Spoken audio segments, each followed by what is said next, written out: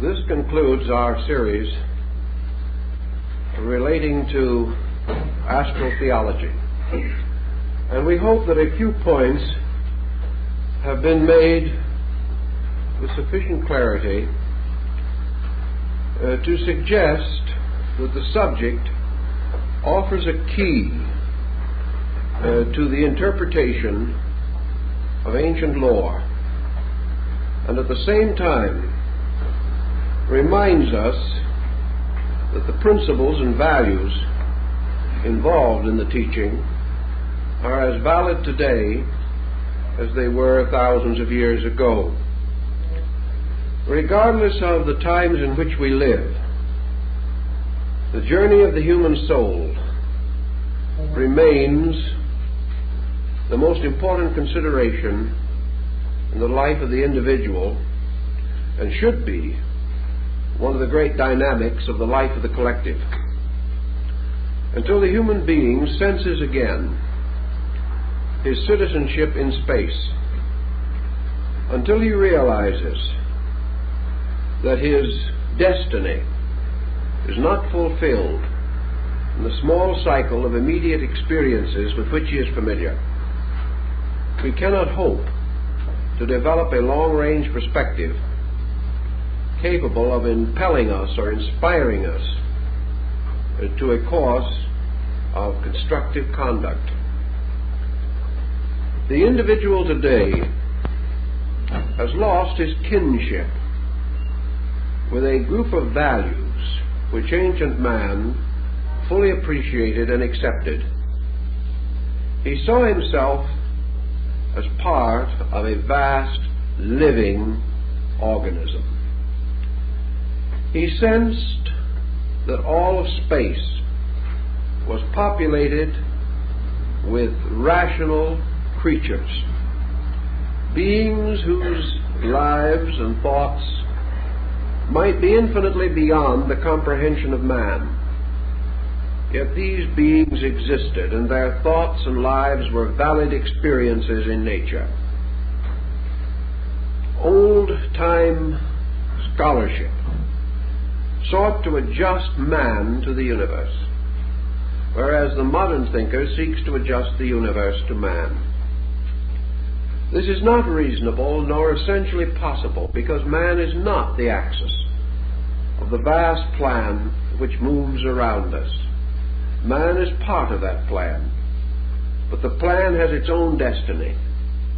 Man is involved in that destiny, but he cannot control it, nor is he the principal factor in the purpose of existence itself. Thus, by a proper modesty, by a gentle humility, by a recognition of the importance and dignity of the human estate, without exaggeration or distortion, we achieve something that is important. In religion and philosophy, particularly in recent centuries, man has become too important. He has become important in a self-centered way. He has become too egotistically significant. And in the emphasis upon himself, he has failed to emphasize his relationships with the larger world of which he is a part. Until he has proper perspective, he cannot cooperate adequately with any purpose greater than his own personal interest. Now today even we recognize larger purposes. We recognize such desirable ends as world peace. We hope to see ultimately the end of poverty. We would like to see universal enlightenment. We would like to have a factual statement of human equality. We look for the time when prejudice and intolerance will cease, and that the individual will live in a better kind of world. He cannot attain these ends, however, unless he becomes conscious of the machinery of progress, and unless he becomes willing to adjust his own personal desires with those larger motions by means of which collective goods of one kind or another can be recognized. realized, attained. The ancient man, therefore, looking around and seeing the universe, saw it as a vast house. He saw it as a house in which there were many rooms, many departments. He also recognized life unfolding in this great structure as being composed of innumerable parts, no part actually more important than another. Some parts more advanced in their present growth, some more humble, some lives rudimentary, others apparently approaching the completion of their spans of growth. But these various differences were quantitative rather than qualitative. An ancient man recognized a common life which he had to respect, which he sought to understand, and which he did not wish to violate. We say, for example, that ancient man, when he hunted for food, he killed animals, but he killed them to live himself. He killed them to feed the hungry. Ancient man never killed for sport. He never killed for the joy of destroying. Ancient man also never built merely in order that he might create with his hands. He built with a dedicated purpose. The things that he did, he sought to make important through the help of his gods, through the dedication to his religion, to his faith. His every art and science was dedicated. His own life was dedicated. We may wonder then how it happens that so dedicated a people did not attain the end which they desired. That is, that they were not able, through dedication alone, to achieve the securities that we still seek. One of the reasons, perhaps, why they were unable to succeed totally was that, like all of us, they were in processes of growth. Even today, there is no such a thing as total achievement. An achievement is as of now. But the individual who attains the fullness of today will be deficient in the things of tomorrow. Progress goes on. The individual cannot, from the imperfect level of his own realizations, achieve to ultimates. He must grow and build and restore and repair. He must go on struggling towards the greater goal, which can only come through the greater unfoldment of himself. So our forebears long ago on the plains of Babylonia or Syria, or in some ancient mountain fastness of northern Asia, looking out upon the universe, experienced first of all kinship. The universe was not strange, it was near, it was not terrible, it was tremendous but not fear-inspiring. It was vast, but this very vastness challenged man to grow rather than to surround him with fear. And so enlightened peoples began to reach out in friendliness to the stars. They did not populate the firmament with evil beings, but with great good powers. And they sensed these good powers as forever protective and paternal. They sensed these powers as contributing continuously to the well-being of every creature that existed. And by the time Egyptian civilization had arisen, we see this universe in which we live strangely charted, mysteriously organized into planes and levels and spheres and departments. There were worlds within worlds, wheels within wheels, as in the story of Ezekiel's vision. Man saw the universe as a vast structure of evolving life and saw himself moving through this structure. One of the most difficult problems he had to face in his ancient seeking was the fulfillment of his yearning to share with life, to share with the total experience of existence. This perhaps was the beginning of mysticism.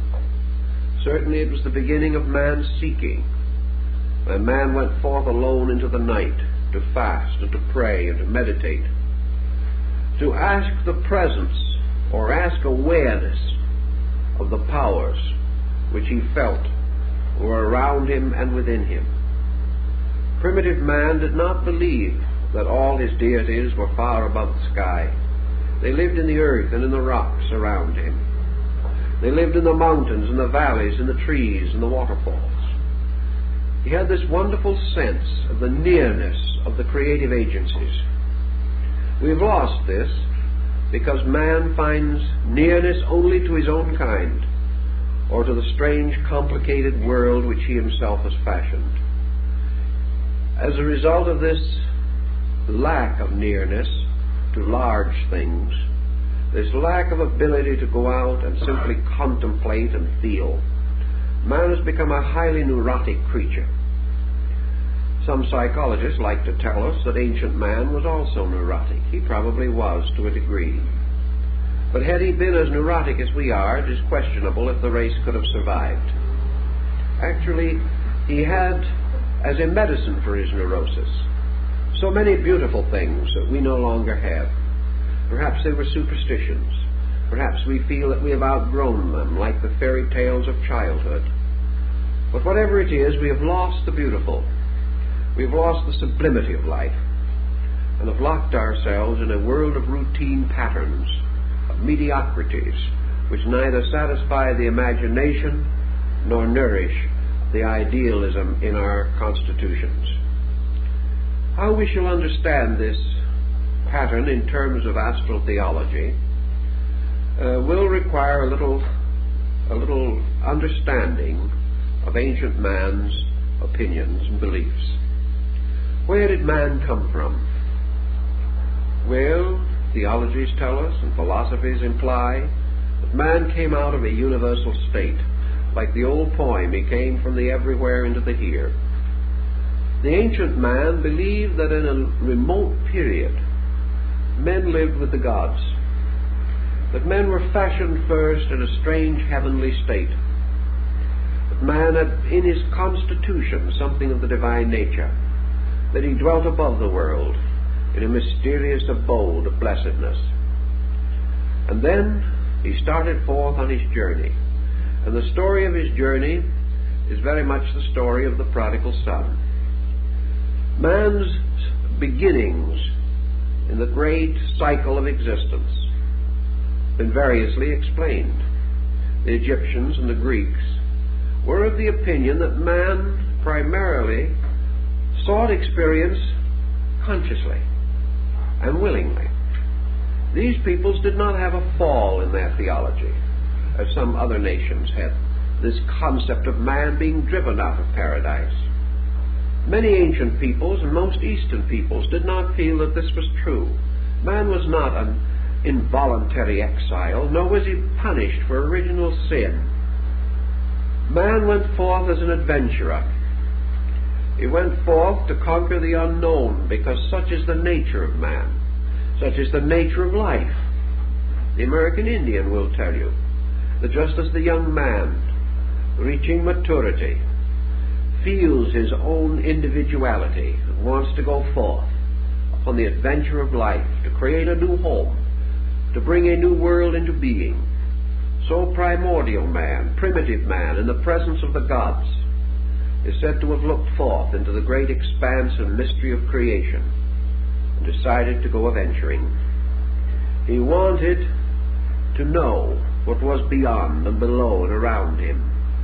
He wanted the victory that comes from effort, from victory over limitation. Here again we have the story of the prodigal son, because there was one son who stayed home, and the son or sons who remained at home, took care of their father's house, were good and obedient children. And yet one went forth as a prodigal and wasted his substance in riotous living. He went down into Egypt, and he passed through great catastrophe and great sorrow.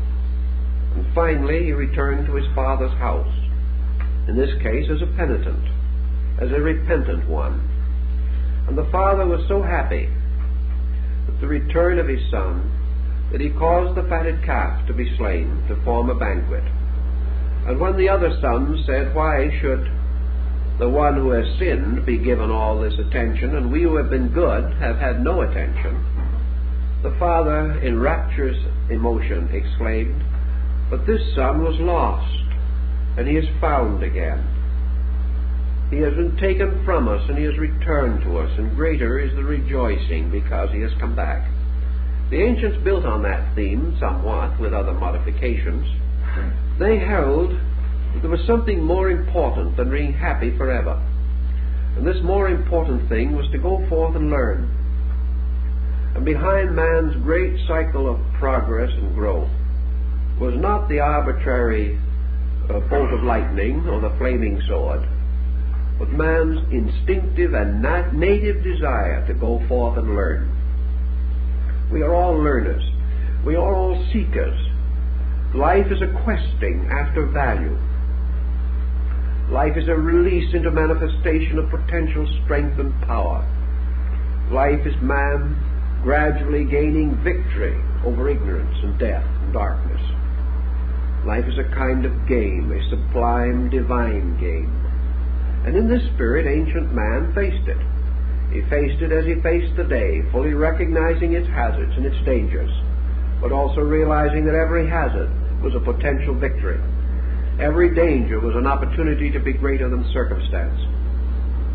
These thoughts, then, according to ancient doctrine, sent man into the great mystery of the world, sent him forth out of the state of innocence into the search for virtue, out of ignorance into the questing of wisdom, and out of a static potential into a sphere of dynamic potency which he had to conquer.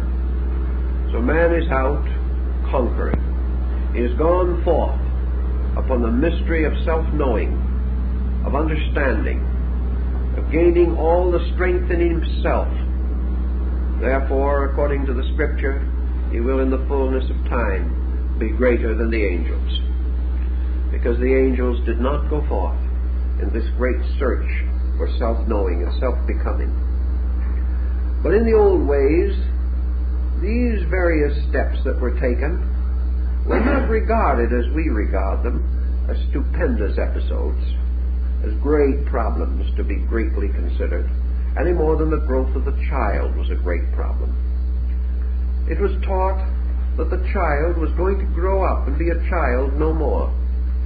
That sometime maturity would take the place of childishness, and all growth and education and preparation were toward maturity, toward self-integration, towards complete personal acceptance of the burden of individual existence. These things were behind the Greek legends and the Hindu and Chinese legends. And so man stepped out of the mystery of the heavens into the strange circles of the spheres. He began to experiment with the problem of life existence in itself. And the first thing he had to do before he could function in any sphere or any world, he had to fashion for himself some kind of a body in that world. He could not move from one state of matter to another, or from one state of energy to another, unless he had an instrument within himself by which he could be attuned and adjusted with the new state into which he was passing. The old philosophies tell us that when man moved downward out of his original state, he did not cast off his divinity. He simply enclosed it in a lesser condition. He put on new vestments, but the same spiritual being was within them. As man lost his contact with the heaven world, it was not because the God in him died, or that the God in him departed, but rather that it was vestured with a heavier raiment. And this raiment was derived, as the Hermetic axioms tell us, by descending through the various parts of the world. Thus in the Pymander of Hermes, we see the soul coming down through the orbits of the 7 planets, or the 5 planets and the luminaries. And as the soul entered into the state of each of these planetary cycles, the god, or the keeper of the planet, bestowed something upon the soul. And Saturn bestowed upon the soul prudence and gravity, but it also supplied a kind of veil or vestment which locked the consciousness, the pure spiritual life, within a garment of prudence, within a structure of abstract mind. And this structure was embryonic, it was unborn, it was untried and untested. It wrapped the individual in a potential. And as man descended into this great ring of Saturn, according to the ancients, he received the potential of abstract mind, the power to become prudent. He did not become prudent, he merely gained the power to be. And as he descended beyond this into the sphere of Jupiter, another vestment was added over, as a garment upon an undergarment. And man gained the potential power of being reasonable, the power to rationalize, the power to think things through, to philosophize, to idealize facts, and to gain the actual attribute of judgment. Then he went still further down, and he received another vestment over the ones that he had already gained. And this third vestment was bestowed by the spirit of Mars, and this was the vestment of courage.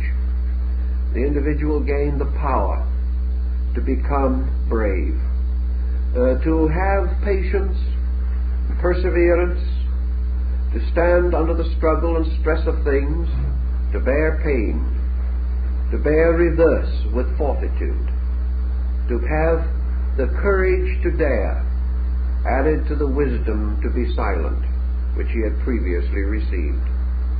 Then he went still further, and another luminous vestment was imposed upon him, and he was surrounded with a halo of light. And in this next, or in the great solar arc, he gained for himself the power of vitality, the power of energy, courage, and to be sustained and supported by energy. Without energy, man's courage remains locked hopelessly within himself. Energy becomes necessary to courage. But he gained this mysterious thing that is said in the Bible. The breath of life was breathed into him, and he became a living thing, a living being. And his life came from the sun. And his life made him a dynamic creature, rather than merely the patient bearer of ancient mysteries. And from the sun he passed on downward still further, and he received from the guardian of the gate of Venus, he gained the mysterious power of beauty. He gained the ability to love, the ability to sacrifice with great tenderness of affection, the strange and wonderful ability to forget self in the service of the beloved. And this vestment of love was placed upon him, not as a mature instinct, but merely as a garment. And then he went still further downward into the mystery of things, and he came to the orbit of Mercury. And here was given to him skill and cunning, and the ability to use his hands, and to fashion and to fabricate things. And he was also given quickness, and according to the Greeks, wit was bestowed, so that he might bear the rest with patience. Without a certain wit, without a certain humor in his own consciousness, without a lightness from somewhere, all these problems and burdens might be too heavy for him. And then he came down into the orbit of the moon, and here imagination was bestowed. And imagination was the power that was sometime to break all the bounds and boundaries that held him, and to give him freedom and release into a larger life. And thus well covered with 7 raiments, one within another, until he was burdened and loaded and heavy with garments, and was now obscured so that he could no longer function easily or even be aware of his ancient birthright of freedom and airiness and liberty. He was then, according to the Greeks, caused to fall downward into darkness, into the mystery of the sphere of generation, which is the earth. And here then he was born with the 7 vestments within himself, hidden from all sight, contained within and behind this thing which we call the body. And having entered into the sphere of generation, he became mindful of the gifts that had been given to him. He felt them moving through himself.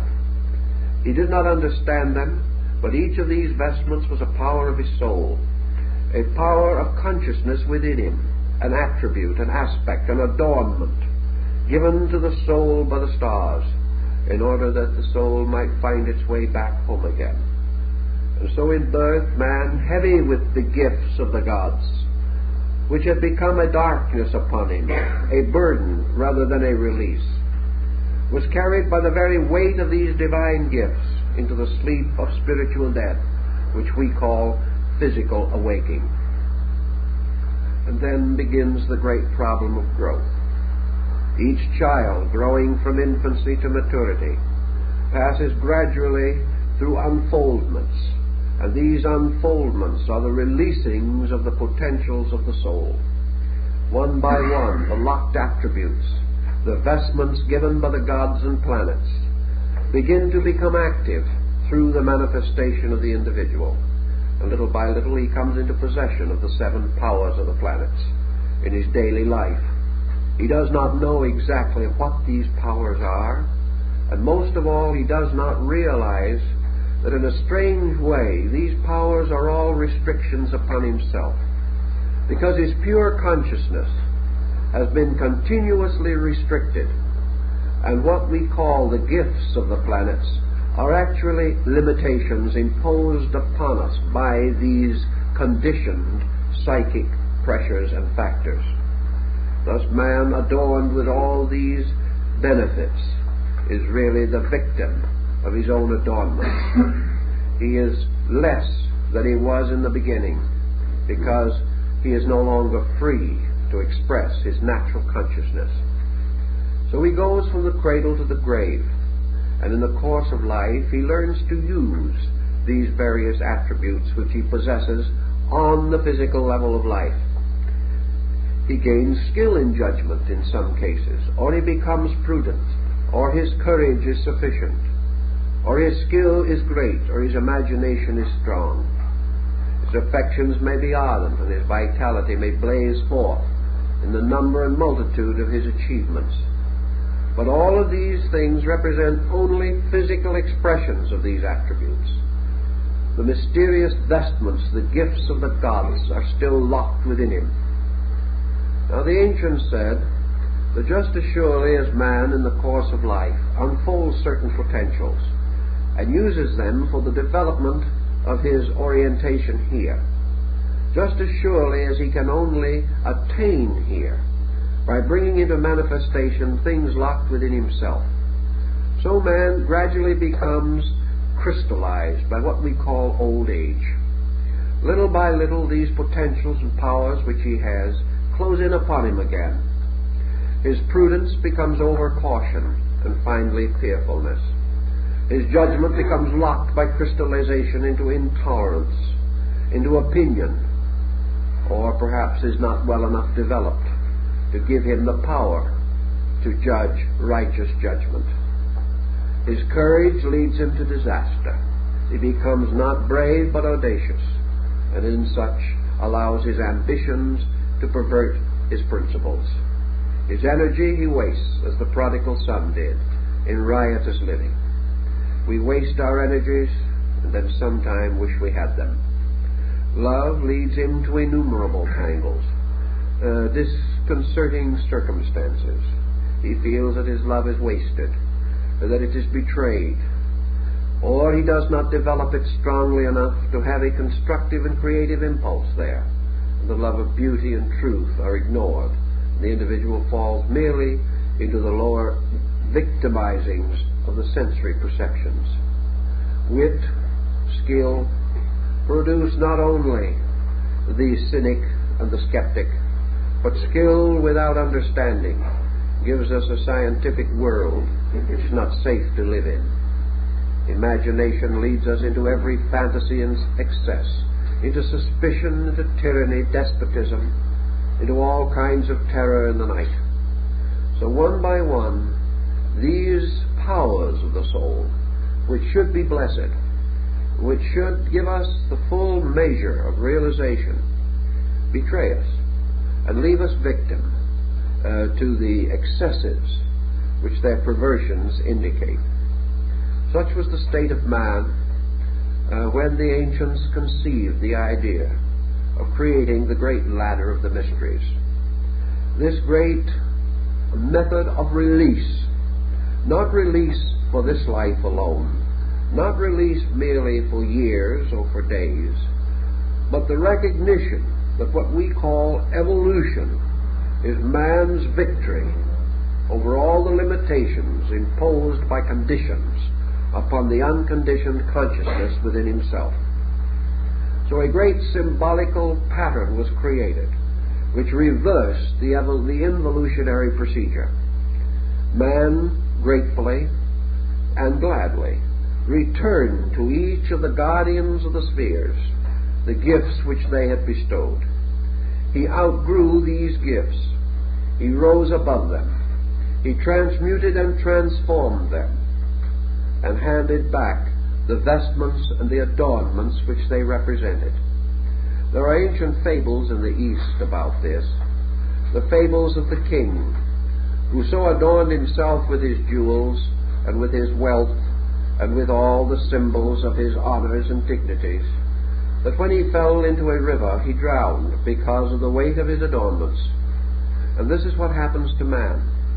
Because of the weight of his adornments, he falls into generation and drowns in matter, becoming what we call a materialist or an unenlightened person. But the rescuing of this was by the long process of outgrowing conditioned existence.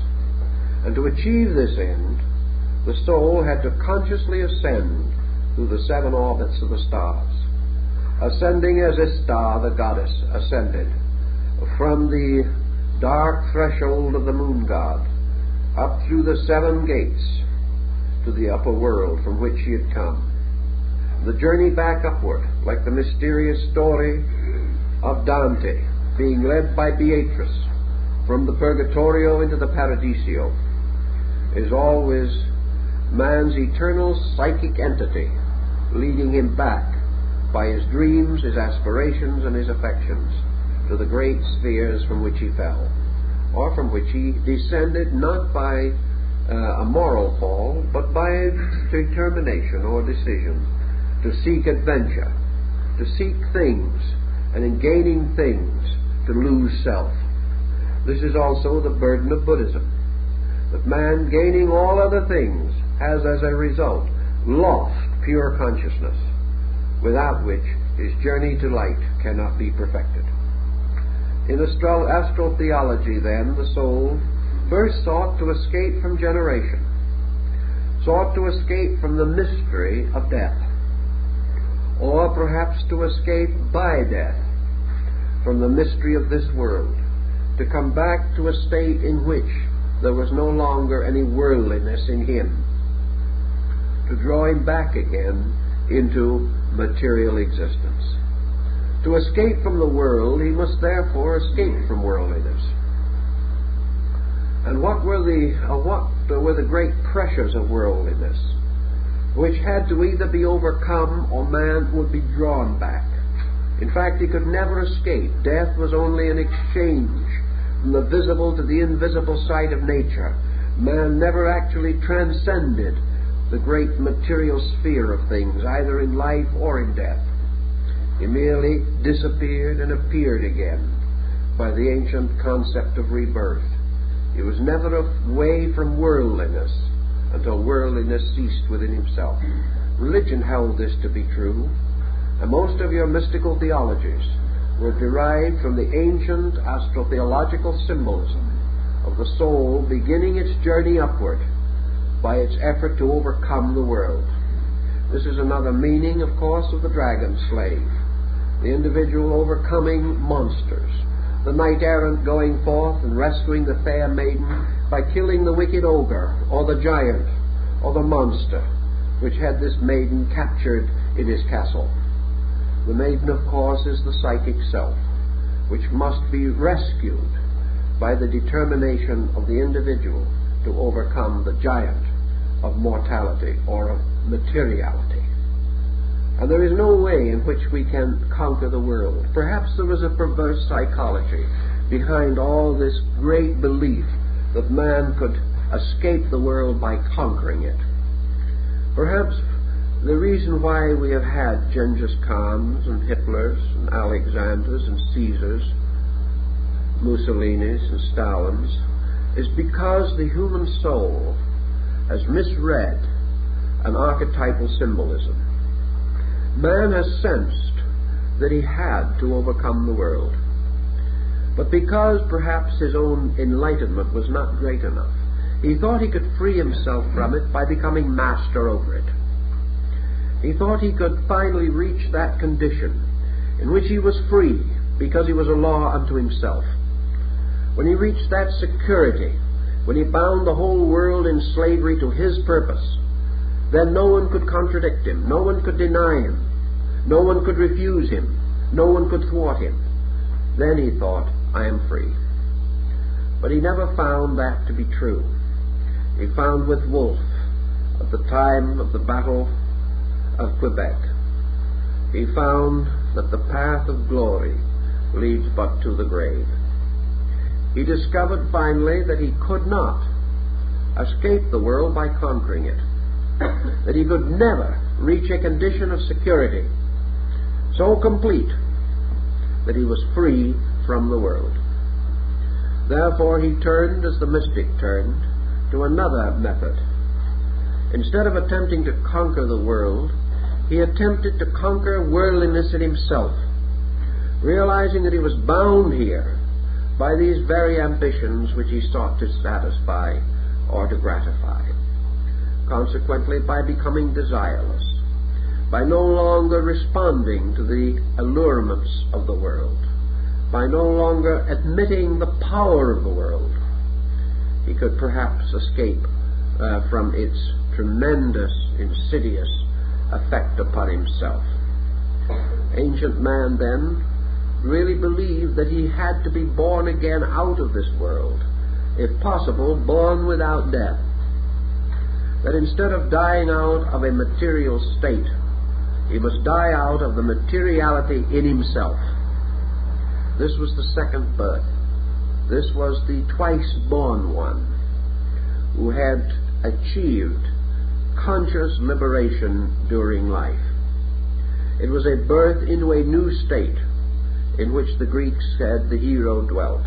The hero being the person who had overcome the world as an experience of consciousness, was therefore free from it, because it could no longer be stimulated in himself. He would no longer hate. He would no longer desire. He would no longer sacrifice his principles for his possessions. He gained a certain detachment. How did he do it? Usually by becoming internally conscious in some way of something superior to the world. He could not escape while he believed in the world.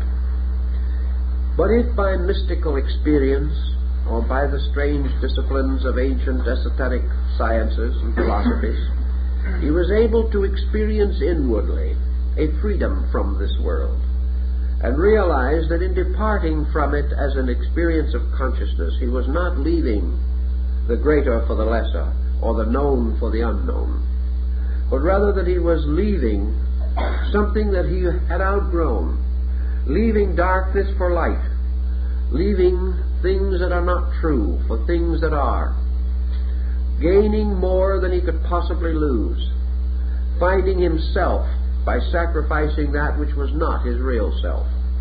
Buddhism taught this in renunciation, that the individual, through inward discipline, gradually relaxed away from the world, and having done so, he passed through the first gate of the mysteries, and was, for the beginning of his journey, a free soul, a soul searching light. And beyond this, he then had to pass through what the ancient Indians might have called the yogas. He had to pass through the levels of the planets, and he had to return to each one of these planets the garment or gift which each had bestowed to him. And the only way he could return any of these garments was to outgrow them. He could not cast them off. He had to achieve a victory over them. He had to make himself greater than they were. He had to exhaust their usefulness and their ability to hurt him. He could only, therefore, go on when he had achieved complete mastery over the mystery that was represented for the planetary gift. So when he came to the orbit of the moon on his return journey, he had to transform the potential of imagination into the full release from it, the full expression of it. He had used imagination first unwisely, then wisely, and finally he had reached a point where imagination was no longer important, where the individual exchanged his imaginings for the facts which he had discovered for the growth of his own consciousness. Man does not have to imagine the wonders of the world if he understands the world. The world is in fact more wonderful than any dream that he could have.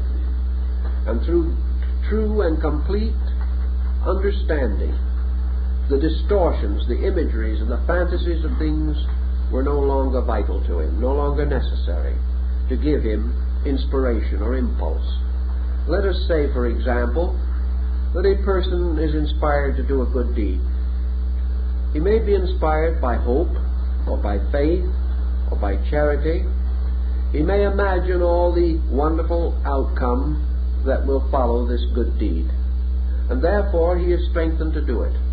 But when he is wiser, he will do that good deed without any of these overtones at all, simply because a certain action is lawful, right, proper, necessary, and the only thing conceivable. When he reaches this point, he can return the cloak of imagination to the lunar guardian who keeps it. He no longer needs it. He is not deficient in anything that imagination stands for, but he has released consciousness from imagination and into fact, and the fact is more beautiful, more wonderful, and more true than anything that he could imagine. Then he goes onward to the problem of skill, and to this little humor problem that we described. He must return to Mercury, the gifts which this orbit has given to him. And so we find that he returns to this level, that level of his mentality, which has to do with proficiencies of all kinds. He returns the powers which Mercury has, among them the arts and sciences, because these arts and sciences were all schoolrooms in which he studied, and having mastered the lesson, he no longer needs them. Having transcended sensory perceptions, he is no longer dependent upon them. He moves inward into the archetypal soul powers, by means of which he can direct his higher destiny. So he returns to Mercury these problems. And he also returns this element of humor. For this humor is no longer necessary to the individual who values things correctly, because the moment he values them correctly, they are sufficiently satisfying and sufficiently optimistic so that the truth is more joyous than any interpretation or any jest that we can create about it. And he returns in due force and time the emotion of love and beauty to the keeper of the orbit of Venus, because he has now discovered a transformation of emotion within himself. He is no longer subject to profane affection. He has rather transformed all personal emotion into compassion, or the great spiritual attribute of love. He has gained a soul power, and it is no longer necessary for him to use the instruments of trial and error which he previously knew. He then ascends to the sphere of the sun, and here he returns his energy, because he no longer needs to do as Satan does, rush up and down the world.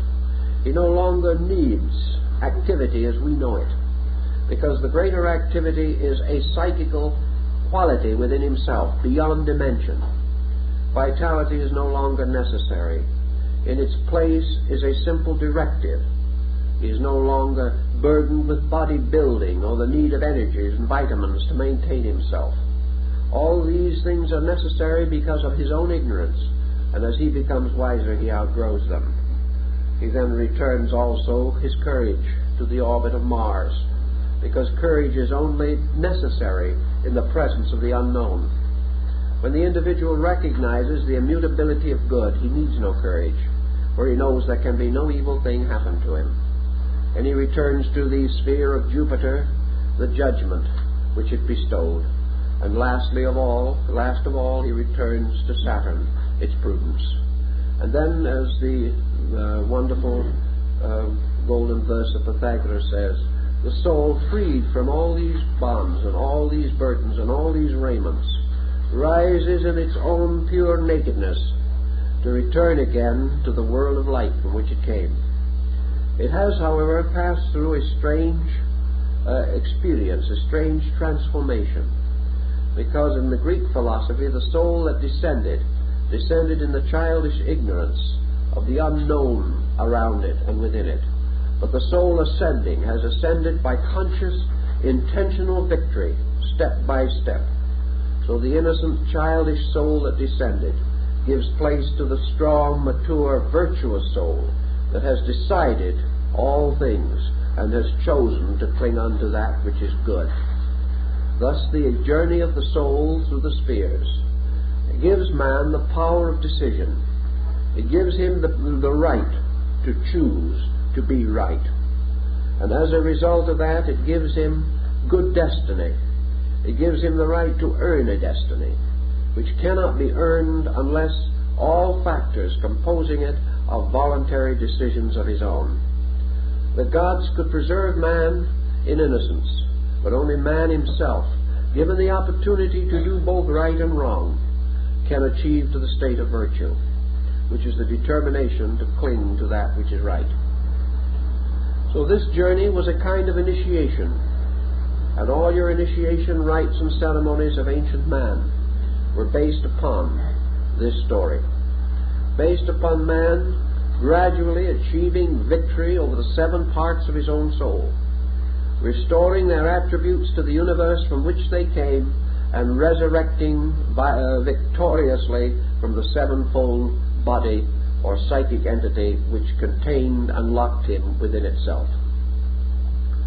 Now in China we have another interesting simile, which was also well known to the ancients.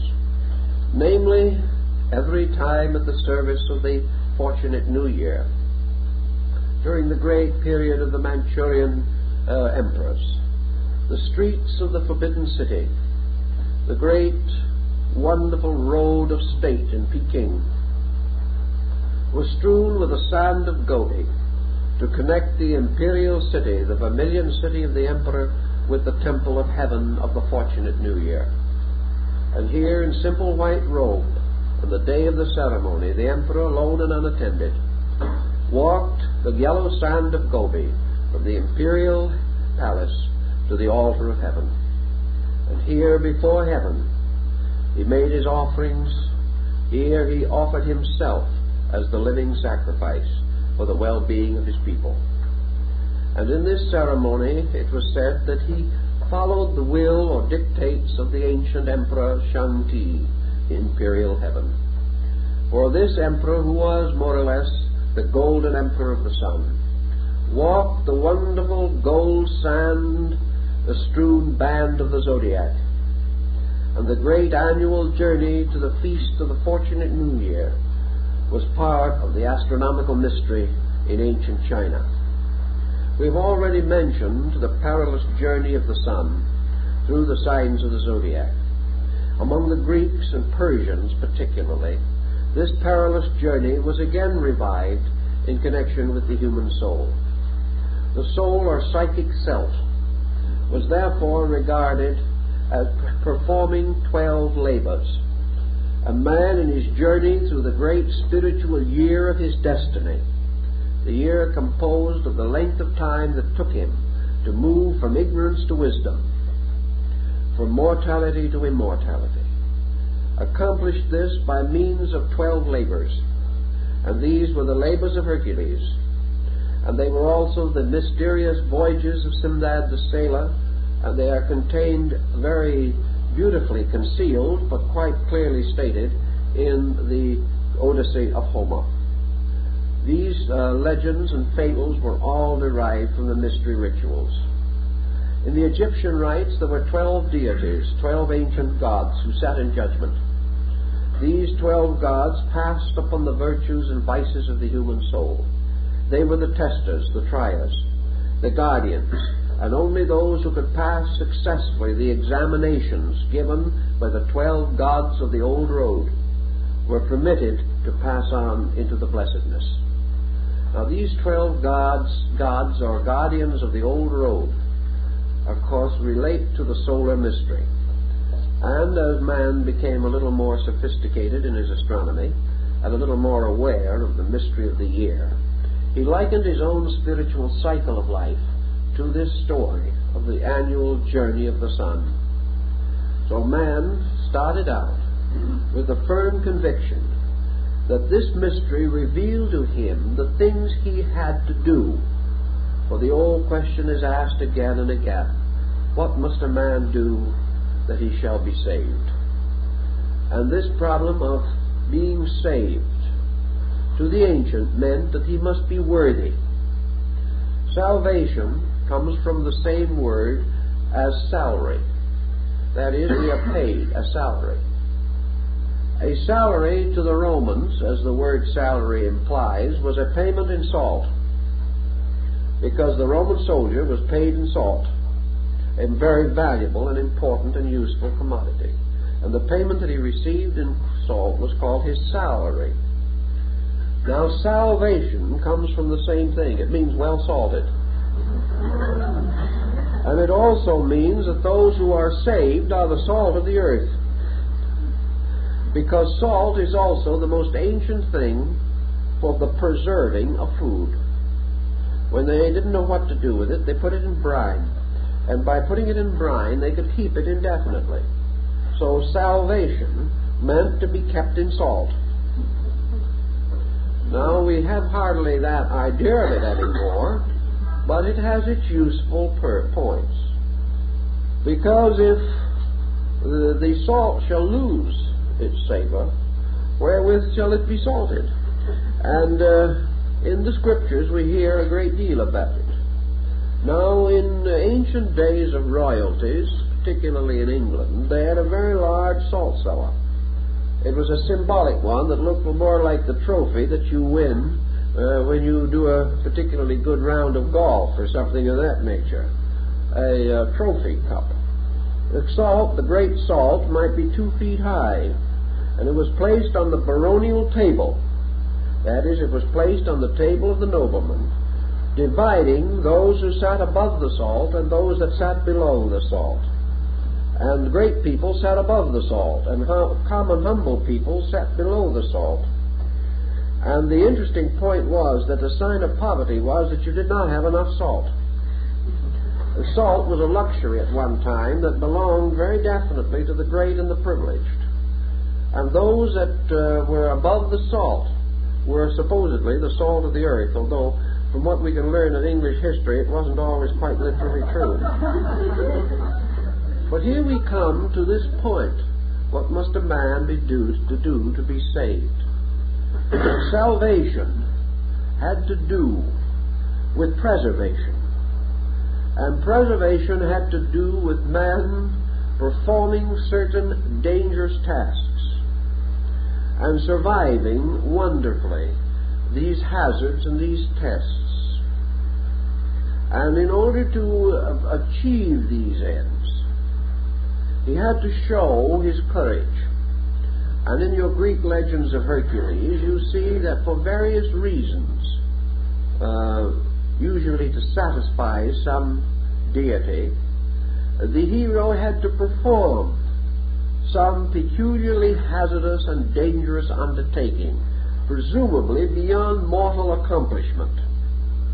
Well, this problem is quite obvious, the attainment of even a reasonably enlightened standard of living is almost beyond human accomplishment. It is little short of a magnificent example of heroics of some kind. We do not see the swords flashing or the helms with their brilliant plumage. We do not hear the crash of battle, but every achievement that we make is a struggle against pressures, struggle against a many-headed hydra. Whereas we lop off one bad habit, 7 more grow from the blood. Everything we try to do confronts us with mythological situations, just as remarkable and dramatic as those in our ancient fairy lore. For all folklore deals with archetypal symbols, symbols of man's struggle for security. So in the ancient Greek and Persian rites, in the temples, the band of the zodiac was stretched across the sky. Sometimes it was made into the mosaic floor. Very often it was traced upon the robes of priests and upon the garments worn by neophytes. Apuleius wore the star-spangled cloak when he went in to the mysteries. These stories had to do with the journey, the perilous journey of the soul through the 12 tasks that had to be performed before a man can be saved. And these 12 were represented by the zoans, or the animals of the zodiac. And these animals in turn were each of them an emblem of some ancient law or principle, a hieroglyph, signifying a positive and negative attribute. Each one of these creatures was either a constructive or a destructive force. Each one had its privation and its success, and it also had its moderation. And the work of the hero was to pass the test without in his own turn violating a principle. If he violated one law in order to keep another, he became hopelessly involved in a labyrinth. The great trick was not to win primarily. The great achievement was to win without having done anything that would cause a loss. In other words, you could always slay your enemy, but how to overcome him without hurting him was more difficult. You could always be angry at evil and oppose it, but how to oppose it without being evil yourself, that was more difficult. How to end sequences of causations without setting new ones in motion doing it. How to so conduct oneself that the correction of one evil did not engender 10 more. How to solve the mystery of the Medusa.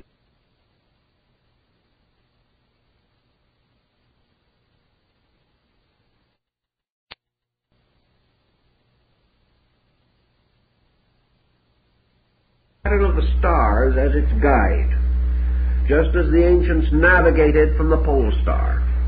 So ancient man, morally and ethically, navigated his Argo or his Argonaut, his great expedition on the ship of salvation. According to the map of the heavens, he had to keep the laws of heaven.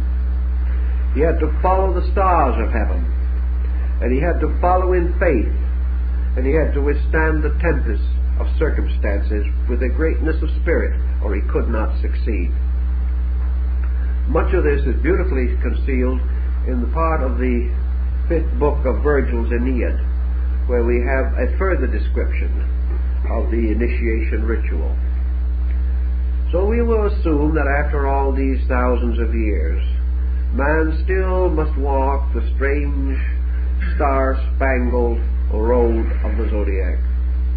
He does not walk it in the sky, but as he walks it through a series of qualitative experiences in himself. So we will begin now with the sign of Aries, the ram.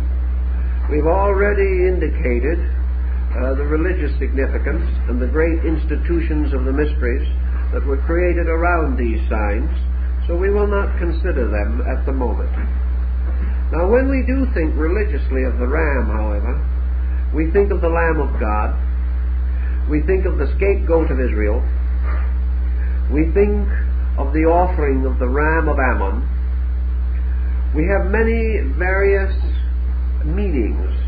The seven-horned ram of Revelation stands out, and the ancient ram's horn, which blew the covenant, we also remember, and the ram's horn trumpet of Hindel, which called to the last great war in the Nordic mysteries. This ram's horn cup, in which the Eucharist of the ancient Gothic rites was celebrated. All these tell us interesting things and remind us of the universality of symbolism. Actually, the great key, it seems to me, of Aries from the standpoint of the moral virtues of man is courage. Courage, which belonged to the planet Mars in the previous cycle, belongs also to Aries, which is the essential dignity of Mars. It is where Mars is peculiarly enthroned. So courage is the beginning of the journey. Without courage, nothing can be achieved. Ulysses has to start forth in courage. Hercules had to have courage. The seeker after truth must have courage. Now, what is the root of courage in man? What gives man courage? It's hope, imagination, dreams, convictions, or perhaps even more than these things, the great path of his people, the way of the good and the brave who have gone before. Courage is steeped in tradition. Courage comes from the authority of sacred writings. Courage comes from the inspired words of divine teachers. But man must have courage. The courage to do, to dare, to go on. So out of courage he must build and fashion his first instrument. And yet with courage he has other problems, because Aries also signifies combativeness. And here combativeness must be eliminated, because combativeness will lead to war, will lead to stress, will lead to ultimate perpetuation of the sowing of the dragon's teeth. So man must have courage without aggression. He must have strength without ambition. He must have dedication without despotism.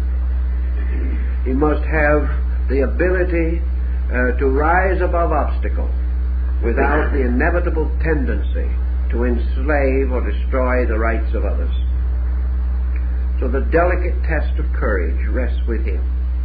How to be strong yet kind. How to be brave yet simple. How to be great yet humble. All these mysteries play out in the conduct of human life, in which we must gradually identify this mysterious symbol of the competitive and combative animal with the Lamb of God, the symbol of purity and of truth.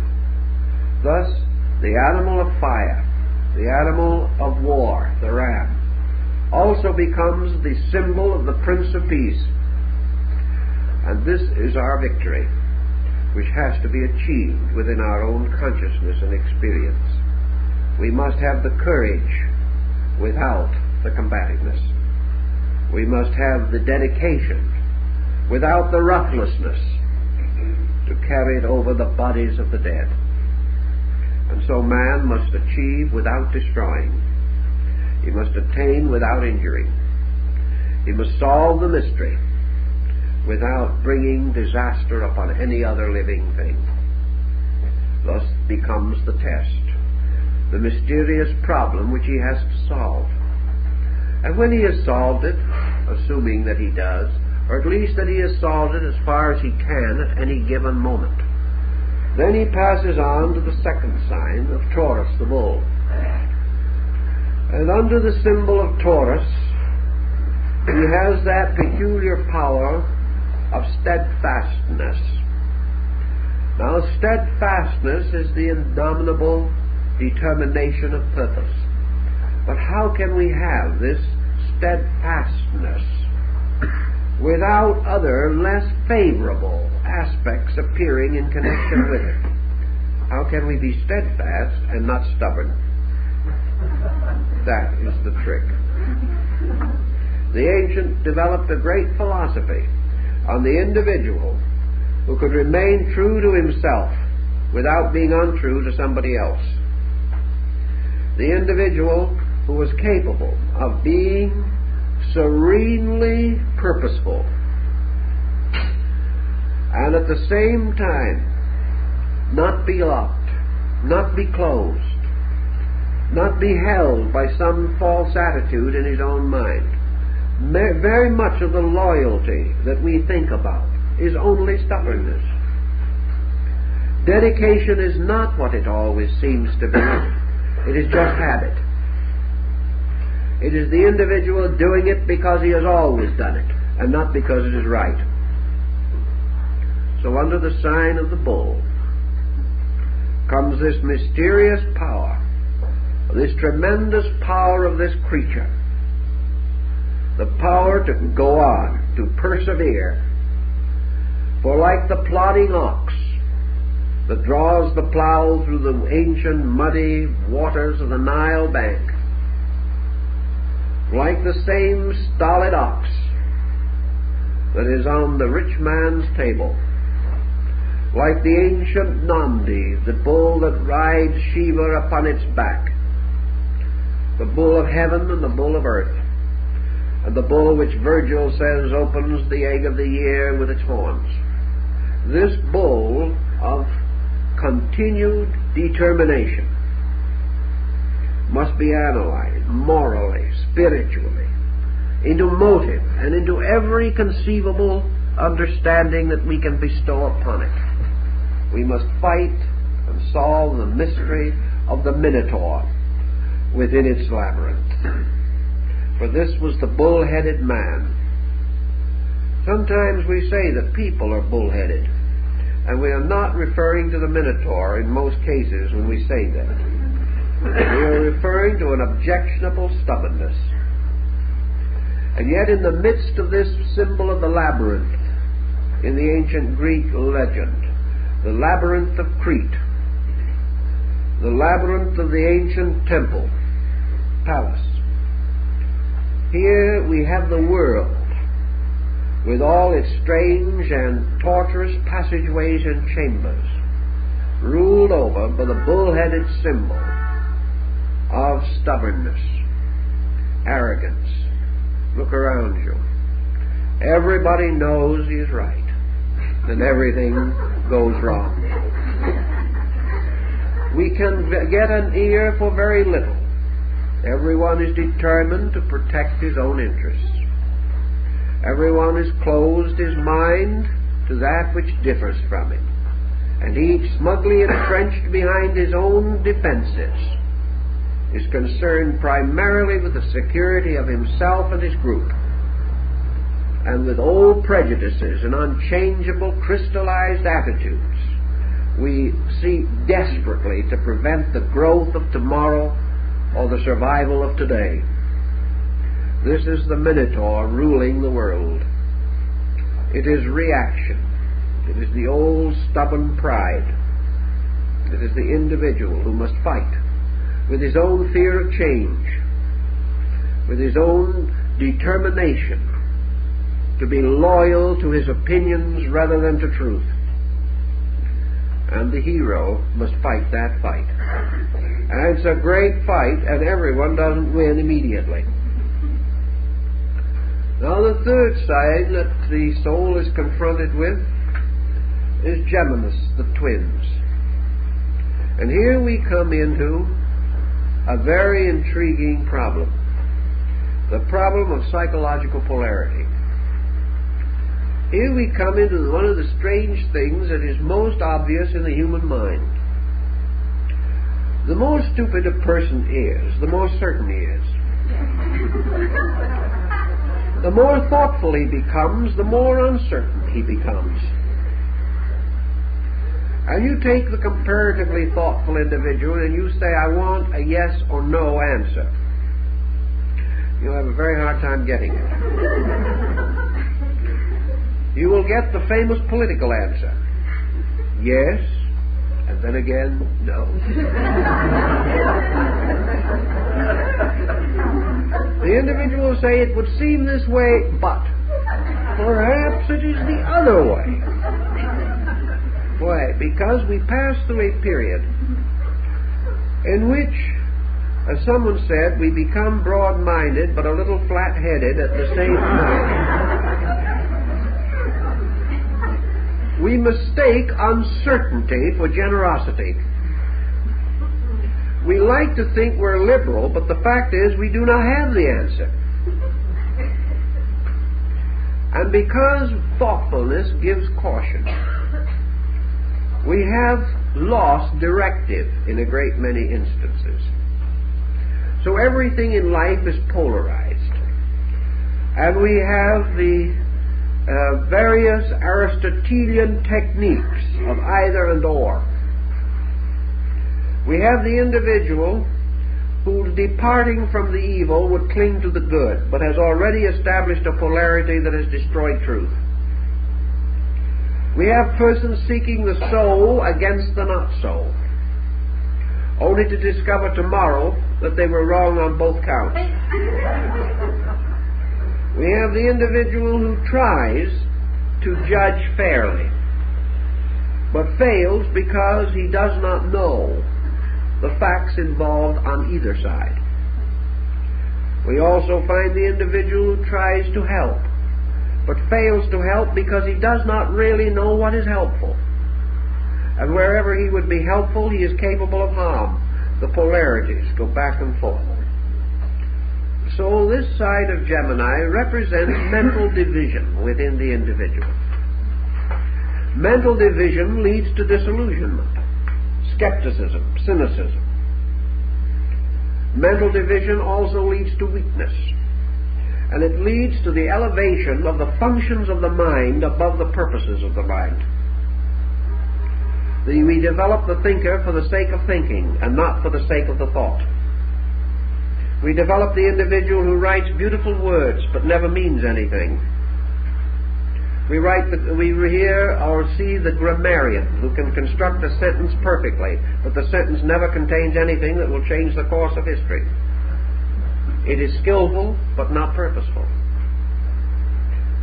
So this division, by separating and destroying the penetrating power of intensity, leaves the individual upon the twin horns of the Gemini dilemma. He is unable to determine anything, or he is locked in the polarized conflict of things. One of the good examples of that is the American Civil War, where we have the War of the Brothers.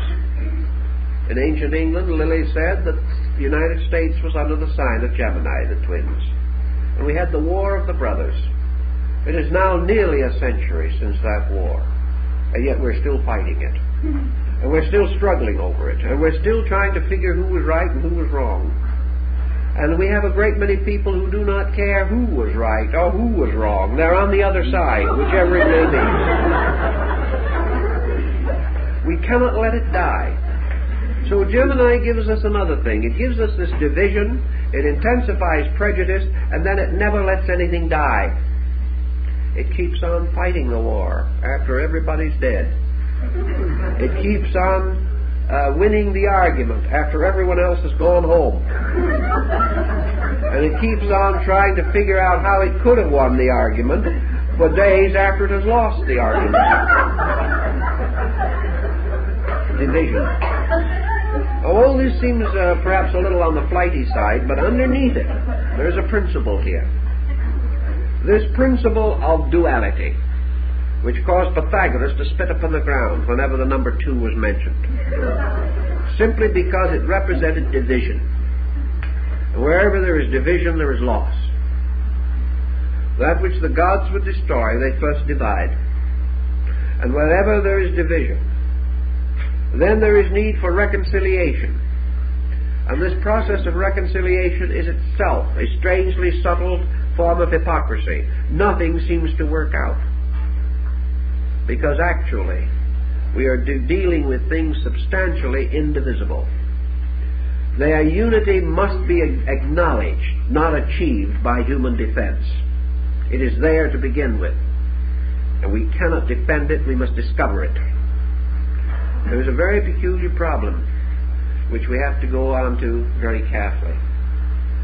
Then we pass to the next type, for we gain the mysterious heritage of the moon. And the moon gives us the strange inheritance of moods. The moon gives us light and darkness. It gives us this strange inconstancy within ourselves. It caused Paul to cry out in his agony, "When I would do good, evil is ever nigh unto me." It causes the individual this strange weakness in his own nature, making him a servant of tides, making him moved upon surfaces which he cannot control, like a ship in a storm. And this strange moodiness of man, the mood of greatness and the mood of failure, the inability of the individual to depend upon himself, the inability of the individual to rise above the pressures of his own passing moods. So the hero must master his own moods. He must master the inconstancies by which one day he is for and another day he is against. He must pass beyond those moods which weaken him in time of need, moods which mean that his total resource is not available to him at any time. So the moon tells us that everything ebbs and flows, that everything seems to have beginning and end, and that everything is upon the sea of life, subject to generation and degeneration, life and death, birth and decay, these things moving in strange cycles, and in man these cycles infinitely repeating themselves, so that with every phase of the moon man hopes or fears by pressures which he cannot understand. Thus man, fighting the moon, fighting this struggle within himself, is fighting the inconstancy of himself, fighting the insecurity in which he cannot depend upon his own nature to stand behind him. He must bring his own nature into line. He must conquer the shifting rays of the moon's phases. He must gain the ability to keep his light even when the moon becomes dark. So the moon has always been the symbol of the lesser light. It has been the symbol of man's hope, dream, faith, one moment strong and another weak, increasing, waxing, waning. And here man seeking constancy, seeking mastery over the excess of his moods, so that he shall do no thing too much nor too little, watching himself against the pressure which forces his idealism into vanity, forces his dedication into fanaticism, forces his determination to serve into hypocrisy simply by pressure. Because pressure can cause an individual to say the end justifies the means. The moment he has done so, the madness of the moon is upon him. Now after this situation, he meets the next struggle, in which he must overcome the lion and perhaps clothe himself in its skin. Yet in the ancient legends he must slay the lion without a weapon. He must slay it with his bare hands, and he does so by breaking its jaw. This is the story of Hercules, and also the story of Samson. Now the lion is the home of the sun. It is the sign of energy. And to overcome or conquer the lion and clothe oneself in its skin is to overcome pride. Overcome power. Overcome force in its every aspect. For there is scarcely a moment in our days when we are not tempted to do something a little more strenuously than the ethics will permit. We have the feeling that with a little more force we can accomplish our end. We can overwhelm our adversary. We can sell that merchandise which he does not want. We can force. We can use energy, not for our own advantage, but for the disadvantage of someone else. And the moment energy transcends its natural usefulness, it becomes like gunpowder. Gunpowder may help to blast a dead stump out of a farmer's field, but it has also laid the world waste with war. Atomic energy may give us new sources of light and power and warmth, motion, but it can also wreck us. So that power within the individual, if harnessed to conscience, if bound to consciousness, as in the ancient fable of the young maiden binding the lion's jaws with her handkerchief, an ancient figure found sometimes on tarot cards. If gentleness can hold the power of the lion and the unicorn, we then understand something that is very important to us, namely that nothing that is good shall ever be attained by force. The moment you use force, the force becomes evil. Yet it is life without force, energy without pressure, action without aggression. These are the secrets that the ancients tried to tell us must be conquered and mastered and understood by the soul as it walks along the yellow road, offering itself as a gift to heaven. And we go on to the sign of the Virgin. And here we come to one of the most ancient symbols in the old zodiac system. And we find it curiously associated with one great keyword out of antiquity. The conquest or the mystery of the Virgin, the capture of the girdle of the Amazon, has to do with the mystery of service. The crest of the Prince of Wales in England is taken from the ancient Germany in I serve. These were the last words of Kundry as she fell dead at the foot of the Grail. I serve. Service becomes one of the great problems of the labor. And to achieve service, one must understand the mystery of the world virgin. For service is actually bringing forth into life. That is the meaning of service. When we serve, we bring something forth into life. When we serve the need of our friend, we help to bring that friend forth out of darkness into light. All service is releasing life.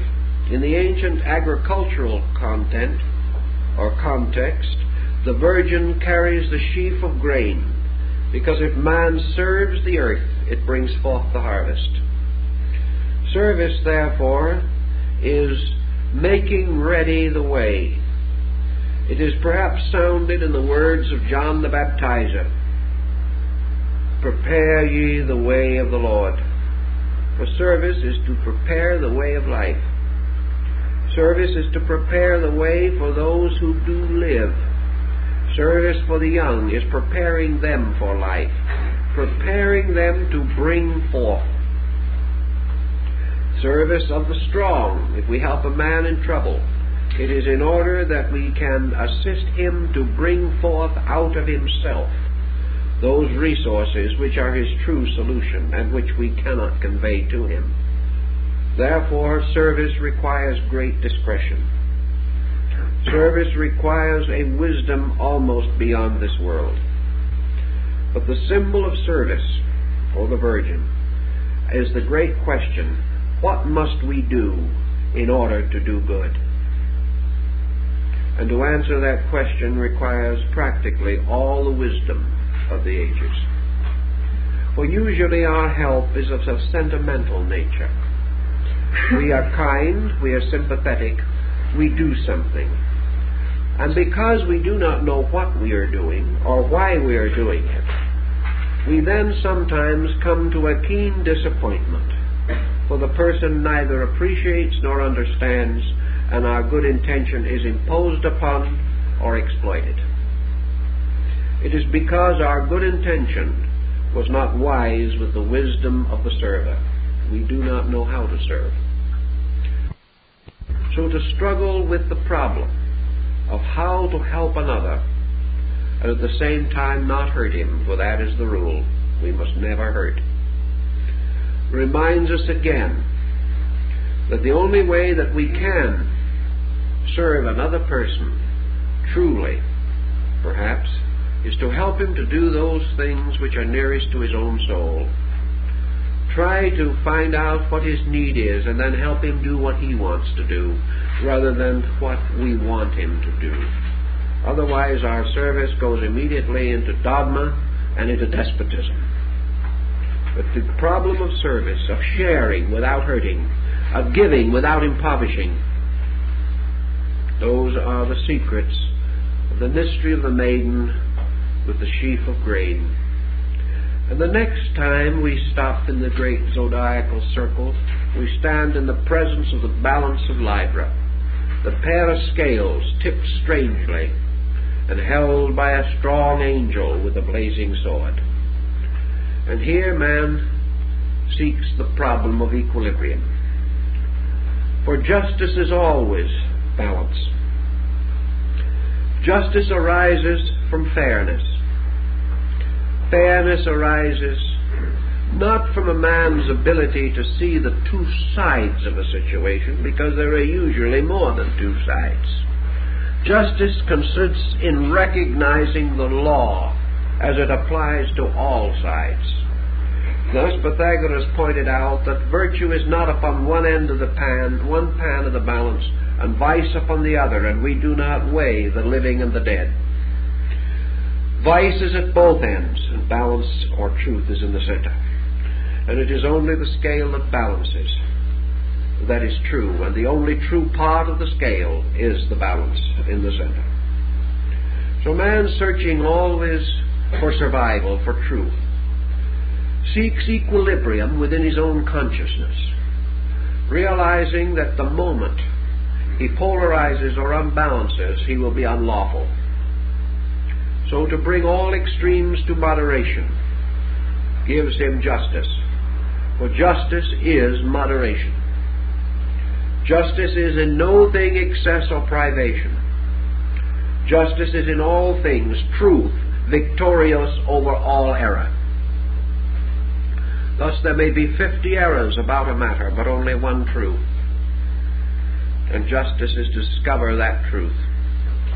Man, surrounded by many factors in living, must seek always the balance, must seek always the truth that underlies all these different contending, dissenting parts.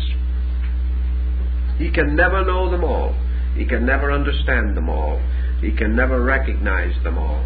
Therefore, he remains true only to the balance, keeping the equilibrium, and in all matters clinging to the law. For the law is his hope and his salvation. So by Liber he is taught that in all matters he must first of all be true to principle. And if he is true to principle, all other things will balance out. And he passes from there to the ancient sign of the scorpion, sometimes represented as a serpent and again as an eagle, the only sign which has three distinct glyphs of its own. Now they said in ancient times that the scorpion was the symbol of death.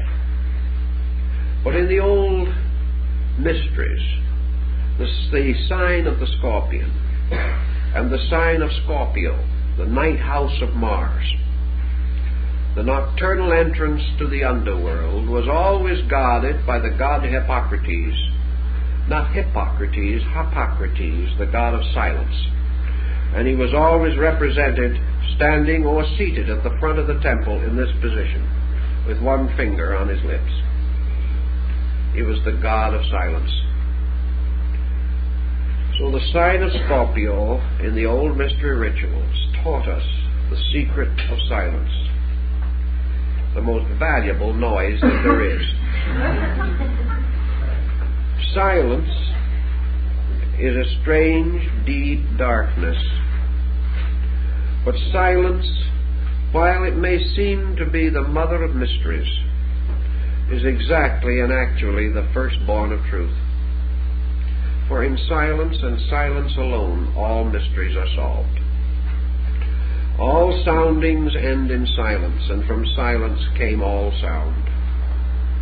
And man, in his search for reality, must not only have courage, have skill, and have understanding, but he must also have the power to be silent. For if to speak is silver, as the German proverb used to say, to be silent is golden. And this golden silence is not merely not speaking. It is a silence of quietude within consciousness. It is this actual problem of being still that we may know the mystery of the divine presence. So the sign of Scorpio has always been peculiarly associated with the mystery rituals. All rituals had to do with death. All symbolical transformations were represented by the mortuary ritual. The initiate passing into the underworld in the ritual went through the mystery of death, presumably, symbolically. For he descended, as the rite says, into the great silence. He descended into the aloneness, into the abyss of darkness. And here he must not be afraid. So silence is the gateway to internal life. And for every person who can speak wisely, there is a greater wisdom for those who can simply listen. Strangely, the power to listen is greater than the power to speak. And who listens learns. Who speaks knows only about himself. Thus, in the ancient rites, the search for silence was the ability of the person to remain eternally receptive and observant, always able to accept, and never interrupting God with his own voice. For in the mysteries, to speak is to interrupt God, but God is the infinite truth abiding in the silence. And when our speaking gets too loud, we cannot hear the voice of the infinite. So to be quiet, to be receptive, to conquer sound in our own souls, to seek silence, this is to pass this mystery of the scorpion, who becomes transformed into the serpent of wisdom and into the eagle phoenix of inspiration. Now the ancient sign of Sagittarius was the old sign of aspiration, for it represented the old centaur who was the teacher of Archides. It was therefore the representative of nature. It was representative of the universe. The centaur is the universe as man's instructor. Therefore, out of the many levels and powers of the natural process come the instructions which are to serve man, and the great instructions are religion, philosophy, and science. And the centaur represents these, because he is born out of the threefold mystery of the universe, part human, part animal, and aiming his shaft at the stars. So in this particular mystery, in the search of the soul for reality, the centaur represents instruction. Now, instruction is a strange word. What shall a man learn? How shall he learn? How shall he know when he has learned? The ability to receive instruction, said Socrates, is first of all the ability to accept reproof. The individual who is hypersensitive to any criticism of his own thinking, who is unable to change his own attitudes, who considers it more important to remain the same than to accept guidance, has not learned the mystery of instruction. For instruction, as Emerson points out, is the inevitable consequence of the enlightened human being's contact with nature, whether it be human nature or universal nature.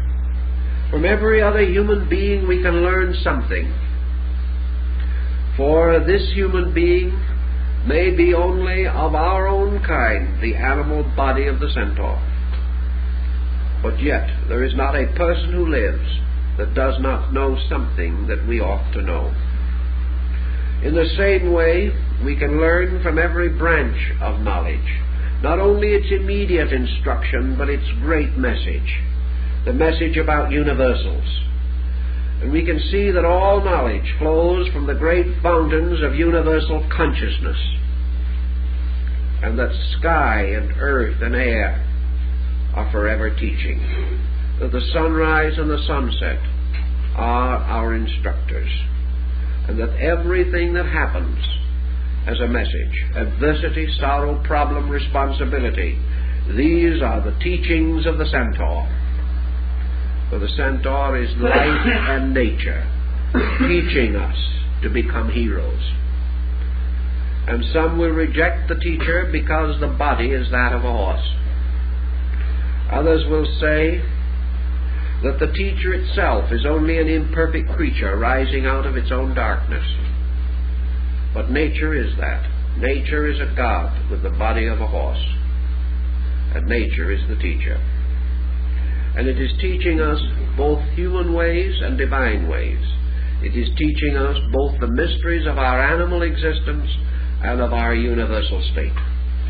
To be receptive and to recognize instruction, and to see the universal teacher in the simplest of our friends, or perhaps in our own children, is to be able to know instruction.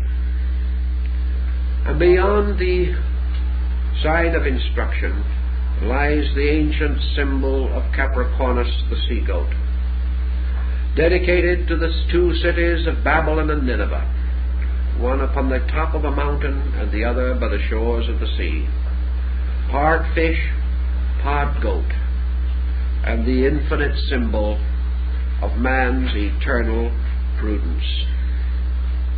For in all things man must be prudent. He must be forever mindful of the dangers of excess, and he must realize that even a virtue overworked becomes a vice. He must search for temperance, which makes prudence natural and reasonable. The prudent individual is the one who neither overestimates nor underestimates, thinking that neither that he is stronger than nor weaker than himself. So prudence has about it self-analysis. And the sea-goat tells us the story of man's prudence, guarding the higher and lower parts of himself, derived partly from the sign of the mountain and partly from the sign of the valley. The sea-goat becomes the symbol of extremes, which must be bound by prudence. Man must not ascend too high, nor must he fall too low. For when someone asked Aesop what was the work of the gods, he said, the labor of the gods is that they are forever raising up the humble and are forever casting down the great. And this is the problem of prudence. Man must never rise too high. Man must never fall too low. And whatever direction he seems to extend, he must forever search again to control the consequences of excess, coming back to prudence, Prudence which causes him to grow no more rapidly than he can. One of the commonest problems of imprudence in growth is the person who, overestimating his own attainments, rushes forward and takes upon himself responsibilities and duties too much for his knowledge, and then finds reverse or tragedy. Never overestimate yourself. Never underestimate your adversary. Never overestimate what you know or underestimate what you do not know. But remaining fair and honorable and prudent in all things, use what you know and improve yourself in what you do not know, and you will find a great security, a great integrity, which will enable you to live with yourself without doubt. For if you are reasonable and prudent, you have faith in the judgment of yourself. You know that you are careful, that you are thoughtful, that you are rational in your procedures. Now the 11th sign is a water bearer, carrying upon his shoulders the canoptic jar from which pours a strange stream of electrical energy. And the symbol that this carries to the truth seeker in his effort to grow is the eternal recognition that it is the desire of the truth seeker to build better worlds and better ways for others. Therefore, this sign is curiously connected with aspiration. An aspiration is a strange quicksand. Again, man must fight the ories of illusion, for wherever there is a virtue, there is an illusion twisted around it. And as Eliphas Levi, the great French transcendentalist, said, in the beautiful pastures of the astral light, every blossom has a poisoned serpent twisted around the stem. And when you pick the flower, you are bitten by the serpent. Now, aspiration is like that. We all desire to build a better world. We desire to create this golden age we look for. We seek utopias, but we know why they have failed. We seek to bestow upon others vision which they cannot receive. We demand from others understanding which they cannot give.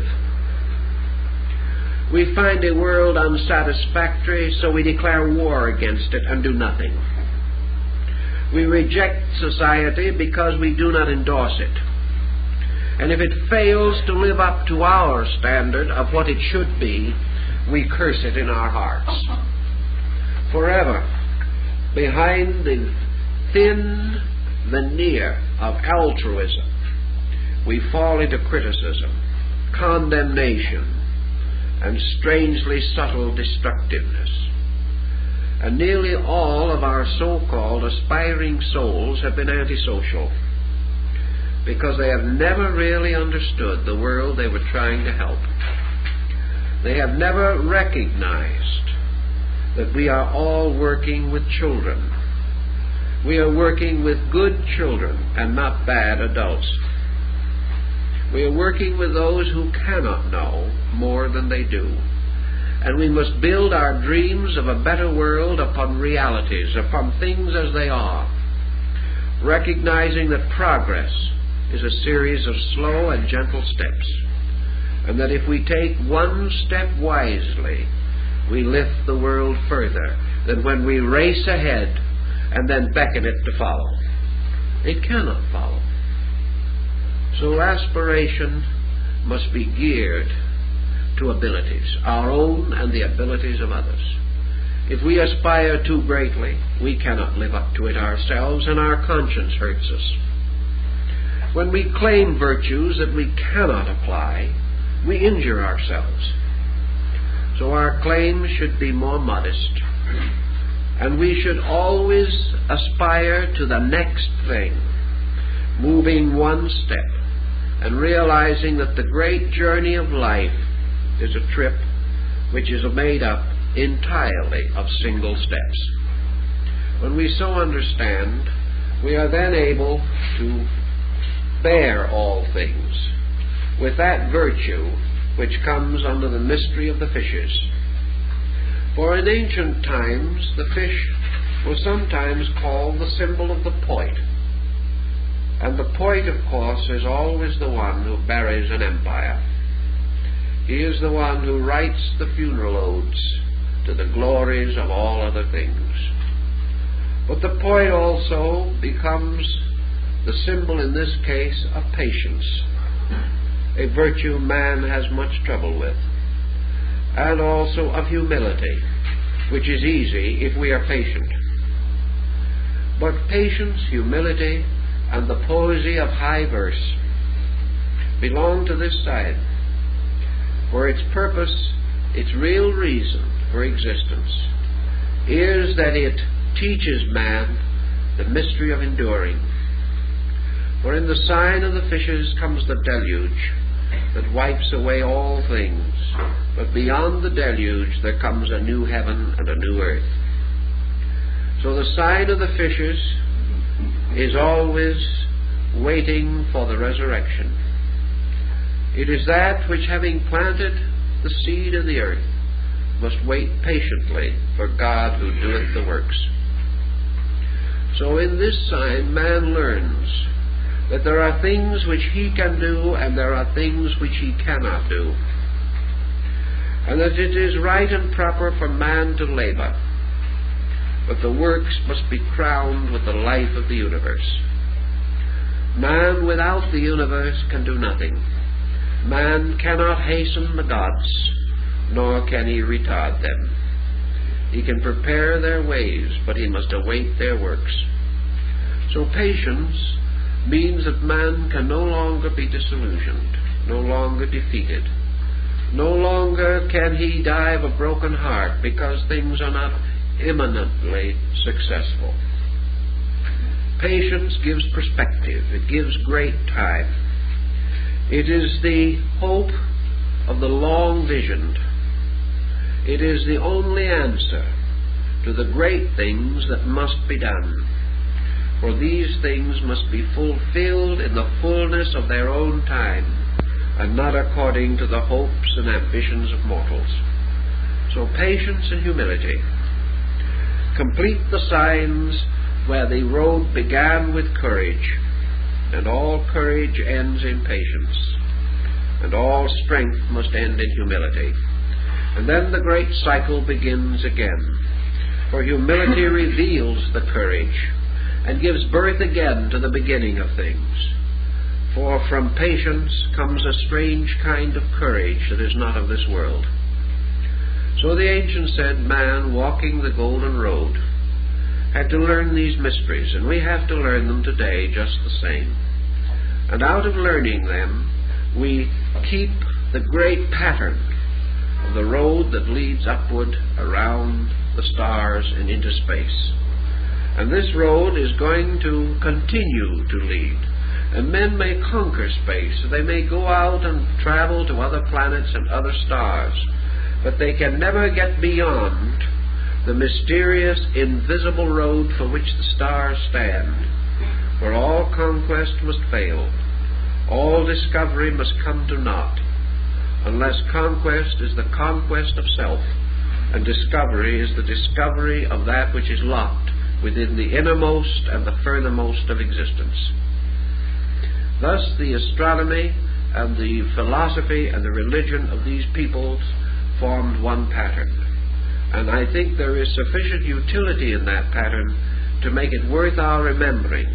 And also there is something quaintly delightful in these mythological burdens and the intricate chess games of emotions and attitudes to which they bear witness. Our ancient friends were very astute in their understanding of human psychology. We can profit by the fable if we can apply it to ourselves. And by so doing, we will understand man's journey around the great mystery of the golden road that leads back home. And I think that that more or less summarizes the concept of the ancient astrotheological philosophy. And we thank you very much.